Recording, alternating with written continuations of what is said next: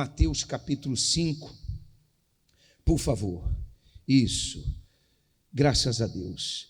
Seu nome é Jesus, seu nome é Jesus, seu nome é Jesus, seu nome é Jesus. Eu amo sim, Eu amo sim. ó quanto eu adoro, Oh, quanto eu adoro, a Ele eu me rendo, a Ele eu me rendo. seu nome é Jesus, Seu nome é Jesus. eu amo sim, Eu amo sim, aleluia, Aleluia.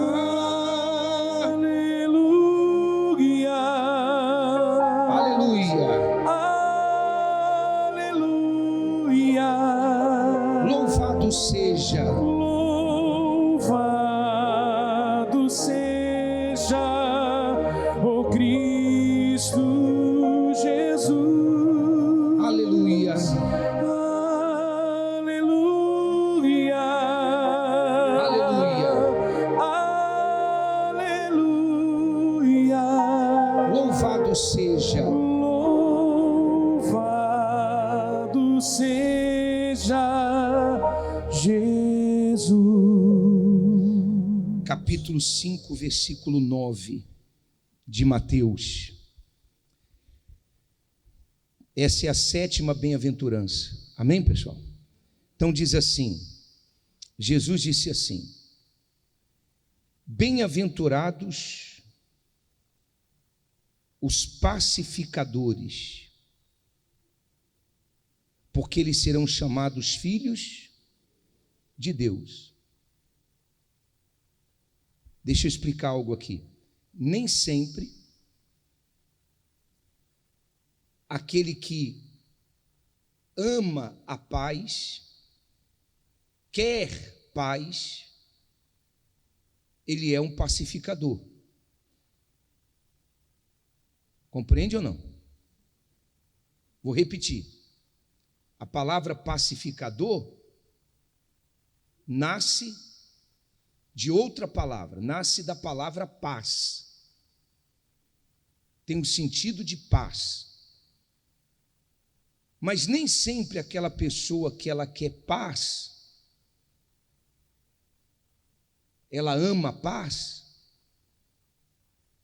Tem aquelas que dizem assim: eu quero um momento de paz. Deixa eu sair daqui, desse ambiente, porque eu quero paz. Deixa eu viajar um pouco para ver se eu tenho um pouco de paz. Nem sempre esse tipo de pessoa pode ser classificada como pacificadora. Então Jesus disse: bem-aventurados os pacificadores, porque eles serão chamados filhos de Deus. O pacificador é aquele que trabalha pela paz. Ele trabalha para que haja paz. Por isso eu repito, nem sempre a pessoa que ama a paz, que quer ter paz, ela é uma pacificadora, porque ela não trabalha para que haja paz. O maior pacificador que já existiu e existe, como é o nome dele? O maior pacificador que já existiu e existe se chama Jesus Cristo.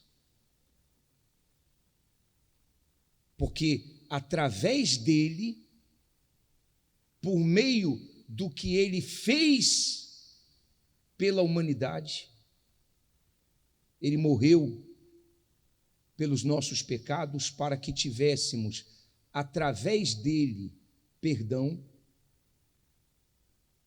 Ele é o maior pacificador. Ele colocou o homem em paz com Deus. Ele coloca o homem em paz com Deus. Amém, gente? Quando Jesus ele falou sobre essa bem-aventurança,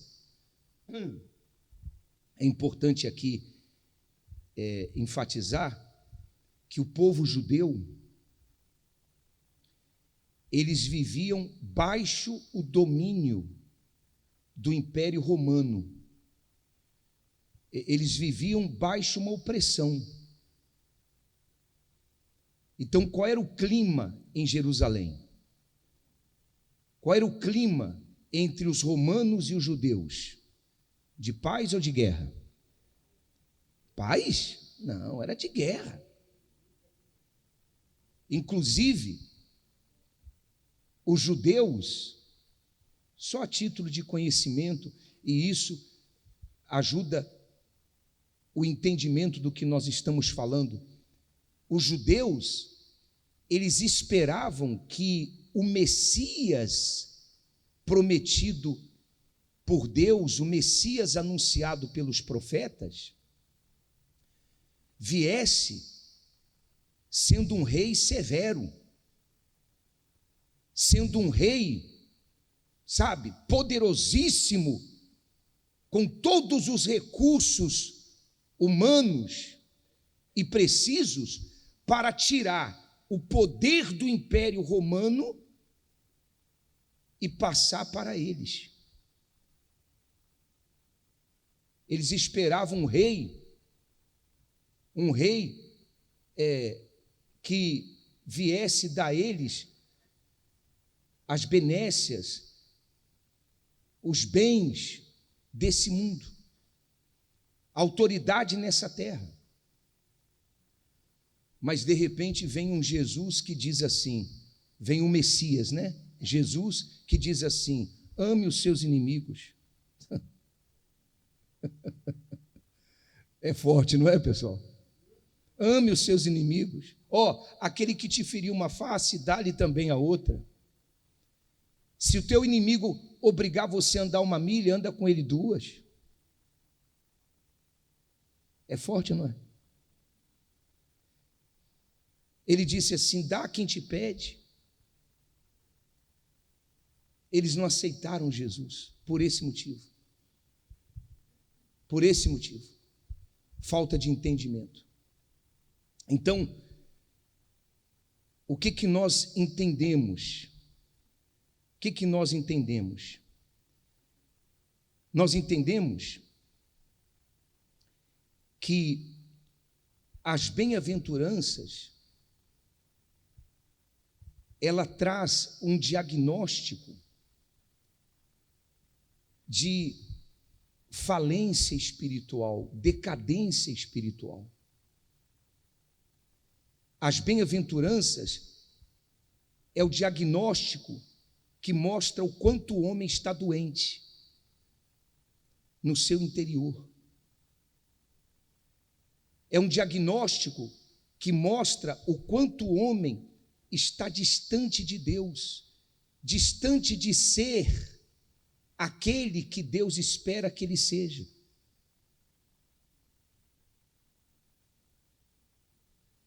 Por exemplo, quando você vai no hospital e você fala assim para o médico: doutor, eu estou sentindo uma dor, o que ele te pede? Ele te pede um exame para ter um diagnóstico do que está acontecendo com você. Aí vem o exame, ele lê o exame, ele vê o diagnóstico, ele vê e fala assim: olha, o seu problema é esse. Você está com a sua imunidade muito baixa, você está com o vírus da mosca, você está com diabetes, o seu colesterol está muito alto, você tem aí um princípio de câncer que mata, você está com lepra. Ele dá um diagnóstico. ele faz você ver qual é o seu problema. As bem-aventuranças é o mesmo. É Deus fazendo o homem ver que ele está mal. É Deus fazendo o homem ver que ele precisa mudar, precisa se tratar. Estão compreendendo ou não? Onde é que começou a falência? A falência, a queda do homem. O que eu vou falar não é descobrimento da pólvora, mas para você entender o raciocínio, a queda do homem começou lá no jardim do Éden. O primeiro homem, Adão, ele pecou. Ele desobedeceu a Deus. Ele se rebelou contra Deus. Então ali, o homem perdeu a presença de Deus e foi expulso do reino de Deus. Ele deixou de ser filho de Deus. Podemos dizer, ele passou a ser apenas criatura de Deus. Hoje em dia, existe um engano muito grande, onde as pessoas dizem assim: todos são filhos de Deus. Acontece dela ser injustiçada, aí ela bate a mão na mesa e fala assim: eu também sou filha de Deus. Ou então alguém recebe mais do que ela fala assim: ué, por que outro está recebendo mais e eu menos? Eu também sou filho de Deus. É isso que as pessoas pensam.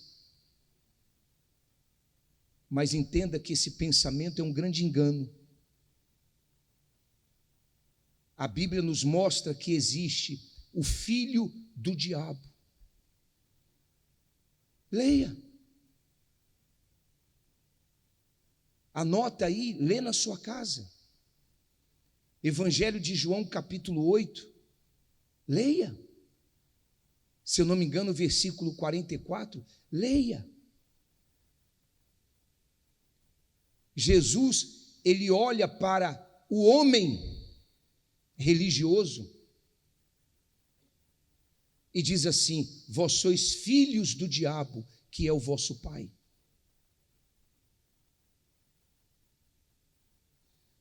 Então se liberte desse engano. Não são todos filhos de Deus. E eu estou falando isso porque essa bem-aventurança, ela diz assim: bem-aventurados pacificadores, porque eles serão chamados o quê? Então qual é o indicador, ou um dos indicadores que revelam que uma pessoa é filha de Deus? Qual é, gente? Se ela é pacificadora. Se ela é pacificadora, esse é um sinal de que nela está o Espírito Santo. E o Espírito Santo está nela porque ela é filha de Deus. E porque o Espírito Santo está nela, ela tem paz. Não a paz que esse mundo dá. A paz que esse mundo dá é uma paz passageira, circunstancial. Por exemplo, tem pessoa que quando ela tem dinheiro no bolso, ela tem paz. Sim ou não? Ela vai lá e consulta a conta dela, né? Ela entra lá no banco e está lá um saldo positivo. Aí ela, que maravilha. Mas se ela entrar e tiver negativo, ela já, ai meu Deus, o que eu vou fazer para pagar fulano, beltrano, ciclano? Acaba a paz. E para ajudar, a mulher chega e fala assim, ainda acabou o gás. Para ajudar, é exatamente o dia que chega a conta de luz. Aí, no mês passado pagou 110, esse mês veio 300, ele já fala assim, ô mulher, tu está gastando muita luz nessa casa, mulher? Sim ou não? Já começa a briga. Quando a pessoa tem a paz do Espírito, por ser filha de Deus, porque todo filho de Deus tem o Espírito de Deus. Quando ela tem a paz que vem do Espírito, pode vir conta de luz alta, conta de luz baixa, pode ter dinheiro na conta, pode não ter dinheiro na conta, o cachorro morde, no trânsito, ela é provocada, ela tem paz. E não somente isso, ela transmite essa paz. E não somente isso, ela leva outras pessoas a ter paz com Deus. Ela fala de Deus. Ela trabalha de alguma forma para ajudar alguém ter o mesmo que ela tem. Ela é pacificadora. Ela, quando surge uma discussão, uma encrenca, vamos falar encrenca. Sabe o que é encrenca? Né? Uma confusão, surge uma encrenca. Aí começa, não, porque você, não, porque você, não, porque você. Ela fica assim, ó. Aí ela pega e entra e fala assim, ei, peraí. Para com isso. Para de xingar ela, para de xingar ele. Para com essas coisas. Eu vejo que você está errado e você também está errado. Entende ou não? E isso é natural nela. Não é uma coisa assim forçada. Eu tenho que ser pacificador.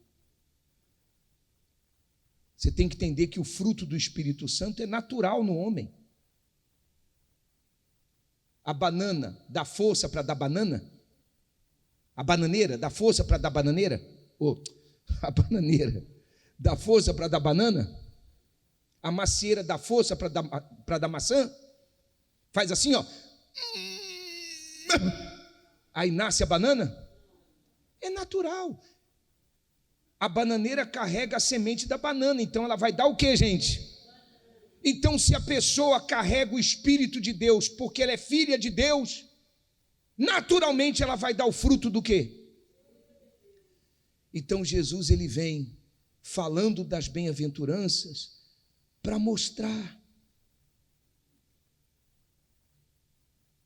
Jesus vem falando o seguinte, presta atenção. Sabe por que eu vejo que vocês não são filhos de Deus? Sabe por quê? Eu vejo que vocês não são filhos de Deus porque vocês não são pacificadores. Não são pacificadores. E olha, presta atenção. Só é feliz de fato o que é pacificador. O que almeja ser pacificador. Que, na verdade, esse almejar ser um pacificador é almejar ser um filho de Deus. Compreende ou não? Adão pecou, perdeu a presença de Deus, foi expulso do reino de Deus?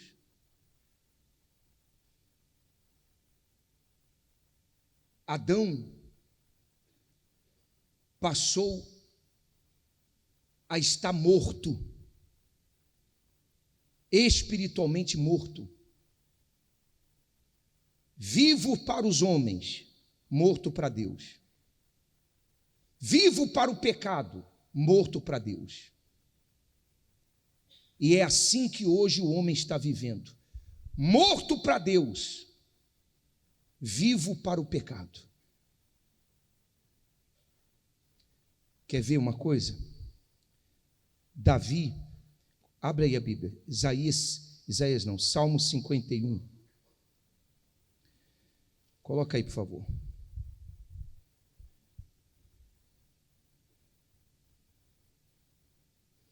Olha a consciência, 51:5, coloca aí, por favor. Olha a consciência que Davi, ele nos traz através de uma oração. Uma oração. O rei Davi lhe disse assim: eis que em iniquidade fui formado, e em pecado me concebeu minha mãe. Então o que Davi está falando aqui? Ele está falando o seguinte: eu nasci em pecado. Eu nasci em pecado. Resumindo as palavras dele, ele estava dizendo o seguinte: minha mãe nasceu em pecado, e em pecado ela me concebeu. Eu nasci em pecado. Todos nascemos em pecado. Nascemos com o pecado. Isso significa que o homem nasce com o coração inclinado a pecar. Aí você entende o porquê das promessas de Deus, dizendo assim, ó: dar-vos-ei coração novo. Você entende agora ou não? Porei dentro de vós espírito novo. Porque se o homem nasce em pecado, com coração rebelde, inclinado para o pecado, não tem como Deus dominar esse homem, habitar nesse homem, governar esse homem. É preciso ele receber coração novo, espírito novo. E Davi disse isso no versículo 10, coloque aí. Davi não pediu a Deus carro, casa, libertação do filho, marido de volta. Ele não pediu a Deus dinheiro. E eu estou fazendo menção disso porque tem gente que vem à casa de Deus só com esse objetivo. Você está doente e está pensando em dinheiro. Você está espiritualmente doente. O pecado gera morte. Esse coração inclinado para o pecado gera morte. Você está espiritualmente doente e você está pensando em bens materiais. Pergunta para uma pessoa que está agora no leito de dor, quem sabe milionária, mas o médico chegou para ela e falou assim: ó, você tem 1 mês de vida. Pergunta para ela se ela está preocupada com os milhões dela. Ela está pensando assim: para onde eu vou? O que vai ser depois? Entende ou não?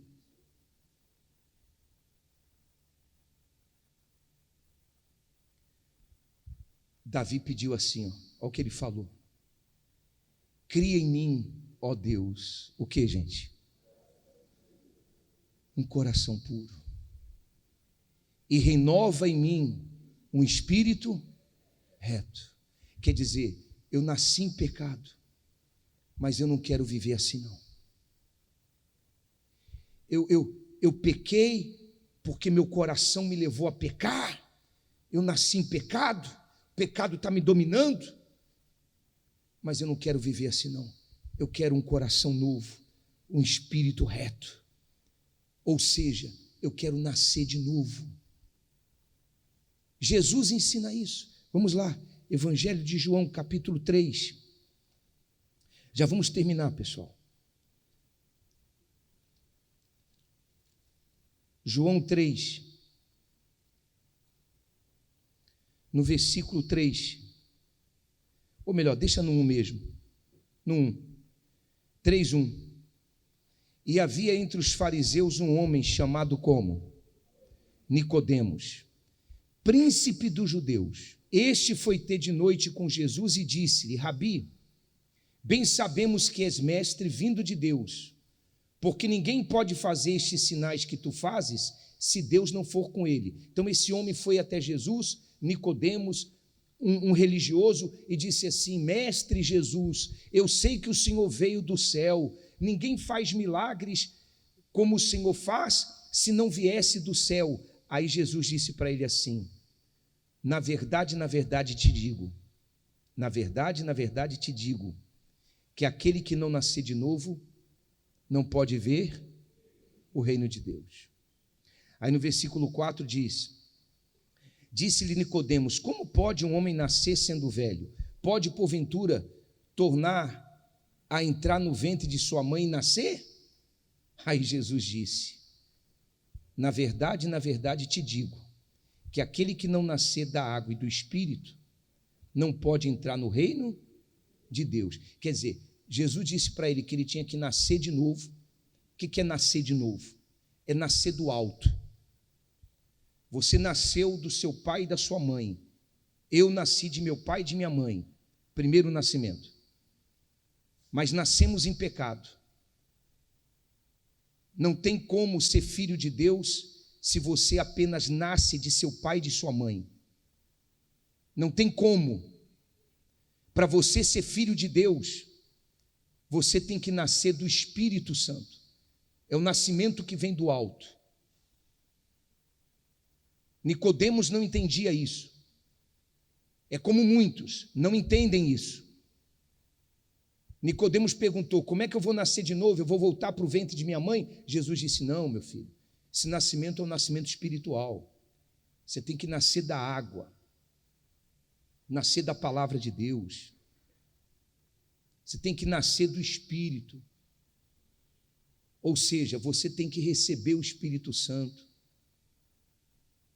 O Espírito Santo tem que se agradar de você, ver em você desejo de mudar, como ele via em Davi, que orou dizendo: cria em mim, Senhor, um espírito novo, espírito reto, me dá um coração novo. Amém, pessoal? Se o Espírito Santo vê isso em você, ele vai vir sobre você e vai fazer você nascer de novo. E aí você vai ser um filho de Deus. Compreenderam ou não? Sim ou não? Mas o bispo, a Bíblia não fala de luta, de guerra? Fala. Mas a Bíblia fala de luta e de guerra espiritual. Então, no campo espiritual, nós somos do quê? De guerra. Paulo ele ensina dizendo assim: a nossa luta não é contra a carne, nem contra o sangue, quer dizer, não é contra o homem, mas é contra principados, potestades, dominadores e forças espirituais do mal nas regiões celestes. Essa é a nossa luta.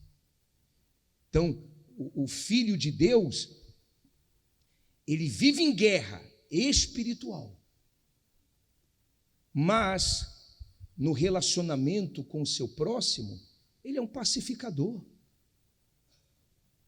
Ele é um pacificador. Ele tem paz. Compreenderam ou não?